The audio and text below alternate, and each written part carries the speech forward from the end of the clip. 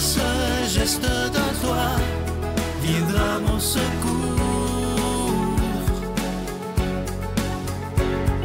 Viens semer dans mon âme le grain de l'amour. Je traverse un désert et je meurs de soif. Montre-moi le mystère qui garde la foi. Bonjour, bienvenue à votre émission La Victoire de l'amour en ce mardi 13 août 2024. J'espère que vous vous portez bien chez vous. On rejoint tout de suite, comme à tous les mardis, pour sa chronique William Baudouin. Et à l'homélie, ce sera l'abbé Éloi Gillard.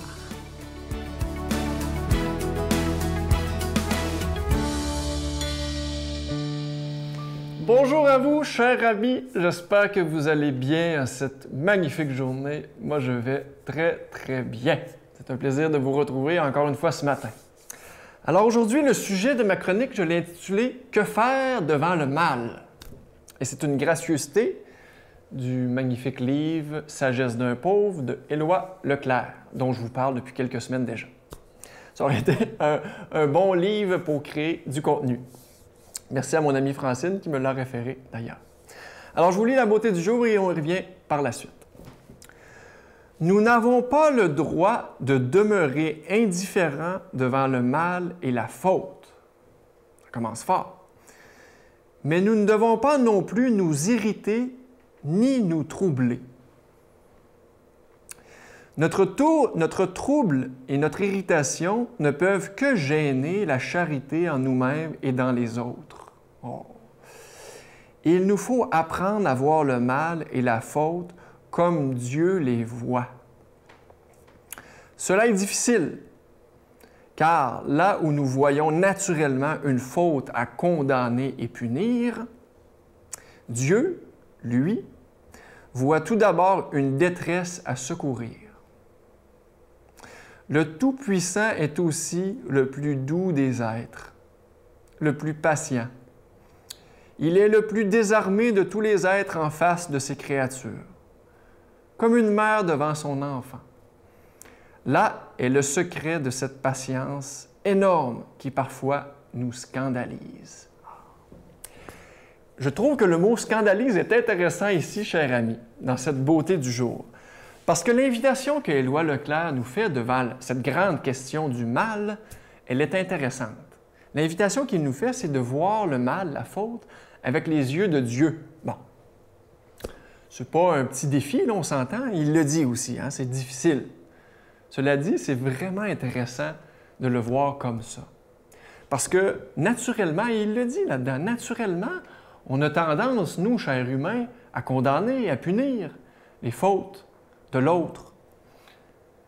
Puisque Éloi Leclerc, à travers la spiritualité de Saint François d'Assise, nous dit, c'est que finalement, l'invitation, c'est de voir les fautes un peu comme une mère voit les gaffes de son enfant. C'est-à-dire d'être patient, bienveillant, mais de ne pas être non plus indifférent. Hein? Il le dit très bien, Éloi Leclerc, d'entrée de jeu. On ne doit pas devenir indifférent. On doit seulement, l'invitation qu'il nous dit, qu'il nous fait, on doit seulement voir les situations avec les yeux de Dieu. Et comment on fait ça? Bien, c'est avec la bienveillance, l'amour, la charité qui vit en nous. Parce qu'il dit que quand on s'enfarge dans les fleurs du tapis de la faute de l'autre, des fautes des autres, bien, on éteint cette charité qui est en nous. Je ne sais pas si vous avez vu le film Le Chac, ou en français, Le chemin du pardon. Il y a une scène magnifique dans ce film où Dieu demande à l'homme de choisir entre ses deux enfants. Puis là, bien, il raconte les fautes que ces deux enfants ont faites dernièrement. Puis là, bien, Dieu demande à l'homme de dire lequel des deux vas-tu aimer, lequel des deux vas-tu punir. Là, je la synthétise, là, mais grosso modo, ça ressemble à ça. Et l'homme dit finalement, je ne peux pas choisir entre mes deux enfants, malgré toutes les fautes qu'ils ont commises, malgré toutes les erreurs qu'ils peuvent faire, je les aime. Je trouvais que ce film magnifique et ce livre magnifique que je vous parle aujourd'hui parlaient de la même chose. C'est de voir la vie avec les yeux de Dieu. Sur ce, chers amis, je vous souhaite une belle semaine. À bientôt. Notre Père qui es aux cieux, que ton nom soit sanctifié, que ton règne vienne, que ta volonté soit faite sur la terre comme au ciel. Donne-nous aujourd'hui notre pain de ce jour. Pardonne-nous nos offenses, comme nous pardonnons aussi à ceux qui nous ont offensés. Et ne nous laisse pas entrer en tentation, mais délivre-nous du mal, car c'est à toi qu'appartiennent le règne, la puissance et la gloire pour les siècles des siècles. Amen. Je continuerai à croire, même si tout le monde perd espoir. Je continuerai à aimer, même si les autres parlent de haine. Je continuerai à construire, même si les autres détruisent. Je continuerai à parler de paix, même au milieu d'une guerre. Je dessinerai des sourires sur des visages en larmes et je tendrai les bras à ceux qui se sentent épuisés. Oui, je continuerai à croire.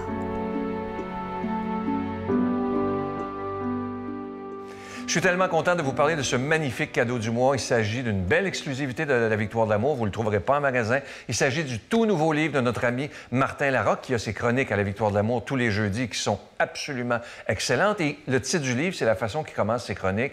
Tous les jeudis, il dit à tous les victorieux, les victorieuses et à tous ceux qui doutent encore. Un livre que vous allez beaucoup aimer, facile à lire, rempli de gros bon sens. Et moi, je l'ai adoré, ce livre-là. C'est un résumé de beaucoup de chroniques qu'il a fait. Il a ajouté des choses. Et ce que j'aime du livre, ce qu'il m'expliquait, c'est que tu peux ouvrir le livre n'importe où et tu vas trouver quelque chose qui va te nourrir. Et ça, c'est extraordinaire. Alors, je vous rappelle que c'est avec un don de 25 $ et si vous en voulez deux, avec un don de 40 $. Et je remercie de tout cœur Martin de nous avoir offert ce si beau livre. Voici l'adresse, la Victoire de l'amour, case postale 120, succursale Boucherville à Boucherville, le J4B 5E6. Je vous la redonne. La Victoire de l'amour, case postale 120, succursale Boucherville à Boucherville, le J4B 5E6. Également par téléphone, par carte de crédit du lundi au jeudi de 8h à 17h dans le 514-523-4433, 523-4433 ou sans frais le 1-888-811-9291, 1-888-811-9291 et aussi sur notre site Internet qui est une façon très sécuritaire, rapide et efficace de faire votre don, le www.lavictoiredelamour.org. Je vous rappelle le titre du livre à tous les victorieux, les victorieuses et à tous ceux qui doutent encore de notre ami Martin Larocque. Prenez le temps de le lire. Pourquoi? Parce que vous en valez la peine.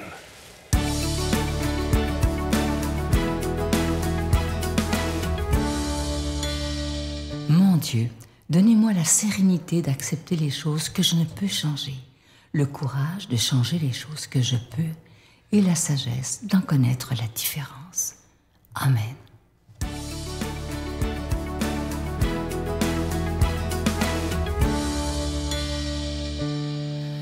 Bon matin mes amis. Une belle joie de se retrouver encore ensemble, hein? 13 août. Hey, nous voilà déjà à la mi-août. Hey, les journées ont commencé à raccourcir, ça fait longtemps, hein? Et il faut que la parole de Dieu prenne le relais pour nous redonner le goût de quelque chose qui va grandir pendant que, à l'extérieur, les conditions diminuent tranquillement. Bon, ben justement, deux paraboles dans un texte assez long ce matin, deux paraboles qu'on connaît assez bien et sur lesquelles il y a plein de choses intéressantes à dire. Dans l'Évangile de Matthieu. Alors, les disciples, tout à coup, demandent à Jésus, « Qui est le plus grand dans le royaume des cieux? » Alors Jésus appelle un enfant, qui a une place au milieu d'eux, puis il dit, « Amen, amen, je vous le dis, si vous ne changez pas pour devenir comme les enfants, les petits-enfants, vous n'entrerez pas dans le royaume des cieux.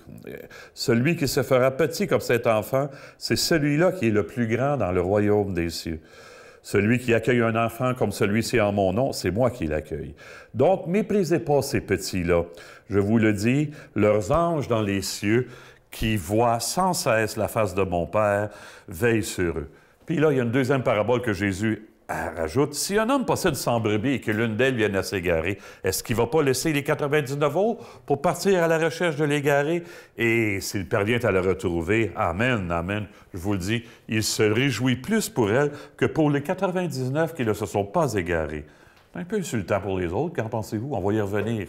« Ainsi, votre Père qui est aux cieux ne veut pas qu'un seul de ses petits soit perdu. »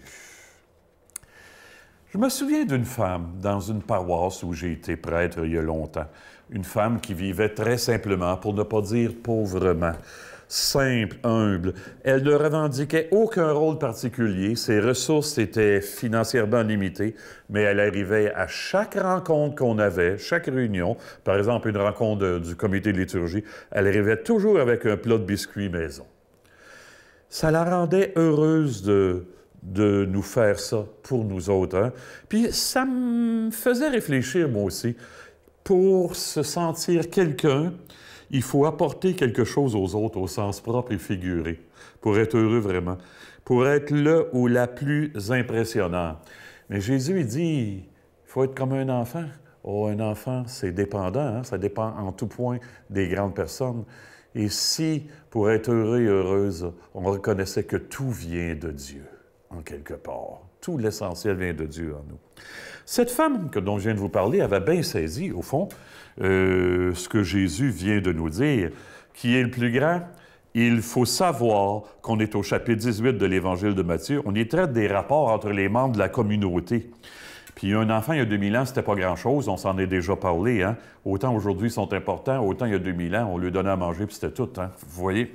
Alors, Jésus nous demande-t-il qu'on soit rien? Non, non, il veut il est en train de donner une leçon de choses là, à ses disciples. Il ne veut pas qu'on soit hanté par le rang qu'on occupe, puis il sent très bien que sa passion s'en vient, lui-là. Hein? Qui est le plus grand? Ce qui est sûr, c'est que placer un enfant au centre, c'est dire celui qui reçoit l'amour est capable de le communiquer aux autres. Lui, il va provoquer des changements importants. Bien, la brebis égarée va un peu dans ce sens-là. Hein? La parabole de la brebis égarée. Il y en a un bonhomme avec 100 brebis, il en perd une, il laisse les 99 partir à la recherche de l'autre, puis là, il est content, il l'a retrouvé. Puis là, il n'y a plus de joie pour celle qui s'est égarée que pour les 99 qui ne sont pas égarés. C'est fin pour les autres, hein, ça? Oh non! Oh non! Ça, c'est Yves Girard, le moine québécois, qui m'a fait comprendre ce que Jésus veut nous faire saisir par ça. Y avez-vous pensé? Les 99 autres, ils disent on n'aurait jamais pensé que l'amour de Dieu est capable d'aller jusque-là. Et elles sont contentes de faire cette découverte-là. Et ainsi, peut-être que ces deux paraboles-là, paroles et paraboles-là sont complémentaires en quelque part. Hein? L'enfant est tout réceptif. Et la brebis égarée que je suis, qu'on est pas mal tout le monde, qu'en pensez-vous, hein? Ils font sentir qu'il n'y aura jamais de limite à l'amour de Dieu. Il va laisser les 99 qui vont être éblouis, qui vont dire « Wow! C'est-tu assez extraordinaire, hein? » Bien, quand je fais des funérailles, je le dis souvent, hein, on n'arrêtera jamais de s'émerveiller devant l'amour de Dieu quand on va être avec lui au ciel. Il y aura toujours quelque chose de neuf à découvrir. Que ce soit la grâce qui nous est donnée ce matin, au nom du Père, du Fils et du Saint-Esprit. Amen. Bonne vie, tout le monde! Je vous salue, Marie, pleine de grâce. Le Seigneur est avec vous. Vous êtes bénie entre toutes les femmes, et Jésus, le fruit de vos entrailles, est béni. Sainte Marie, Mère de Dieu, priez pour nous pécheurs, maintenant et à l'heure de notre mort. Amen.